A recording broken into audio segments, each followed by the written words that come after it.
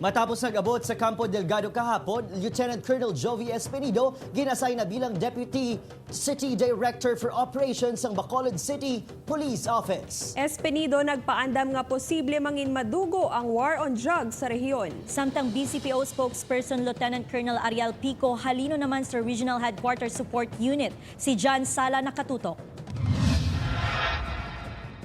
Porma nga gin-assign bilang Deputy City Director for Operations si Police Lieutenant Colonel Jovi Espenido nga kabahin sa iya reassignment sa rehiyon. Kay nasang aga porma ginbaton sining promotion nga sang tuig 2017 pa kuntani ginhatag sa iya. Mangin katungdanan man sini ang pagtapna sa ilegal nga droga sa syudad sang Bacolod bilang chairman sang Oversight Committee on Illegal Drugs. I'm sure that he can help the effort of our policemen in Bacolod. Halin mismo sa Kampo Krame direktiba sa pagtalo sini kay Police Lieutenant Colonel Ariel Pico nga igahalin sa Regional Headquarters Support Unit bilang Deputy Commander. Kilala si Espenido sa mga madugong nga kampanya kontra droga sa mga nahaunang assignments sini apang sa pamangkot kun pareho man na madangtan sang syudad sang Bacolod. It guns well. Wala na, hindi man tayo makasiguro kasi nagtrabaho lang sa atin yung rule of law. Una sinigin pahayag nga pag-aisla ng birthday sa mga durugista sa syudad sang Bacolod sa November 2.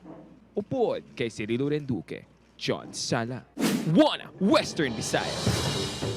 Ginakabalakan sa mga progresibo nga grupo ang pag-assign kay Police Lieutenant Colonel Jovi Espenido sa Western Visayas. Sunod sa grupo, mahimo man nga matabo sa reyon ang natabo sa iban pa nga mga lugar. Sa diin una na destino si Espenido kaangay na lang sa Ozamis City, sa diin 15 ang mga napatay sa drug operation. Magluwas sa red tagging kag-harassment sa ilahanay, hindi kumbensido ang grupo sa wala tuo nga pagpamatay ilabi na nga wala ini nagaagi sa due process. Based sa record niya, kung lang tawon sa mga lugar nga ara siya nag-exist, halos grabing intense ang pamatay. Na nga na-monitor man na namon kagara man sa record. So posible kung may mga umuna dati ito nga kalatabo, wise siguro daw hindi man katingalahan nga pwede niya ma-replicate posible diri, no? Tagpamuno naman sa Negros Occidental Police Provincial Office pasalig na suportahan si Lieutenant Colonel Jovi Espenido. Duha naman ka mga drug groups sa probinsya sa Negros Occidental ginatutukan. Yan ang balita nga itong ginatutukan.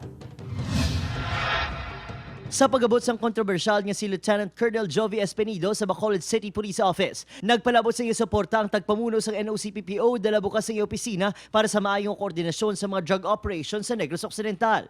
We will support him for as long as good cooperation and coordination to avoid security lapses. Sa sulod sa isa kasimana, halin Oktubre 7, 13, anom ka mga baybas operations ang ginpatigayon sa probinsya nga nagresulta sa pagka-aresto sang 7 ka mga drug suspects kag pagka-recover sang 17.92 grams ang suspected shabu. 3 nakakaso na pasaka sa korte. There were good result of our operation, both the Negros Occidental and the Bacolod City Police Office. Ginbuyagyag man sininga na sentrong ila operasyon sa pagkapuhag sang Divina Gracia kag Jesse Ramos Drugs Group nga paday ng madatang operasyon sa illegal nga droga sa isla sa Negros. Upod si Reynald Castillo, Adrian Prietos, Western Visayas.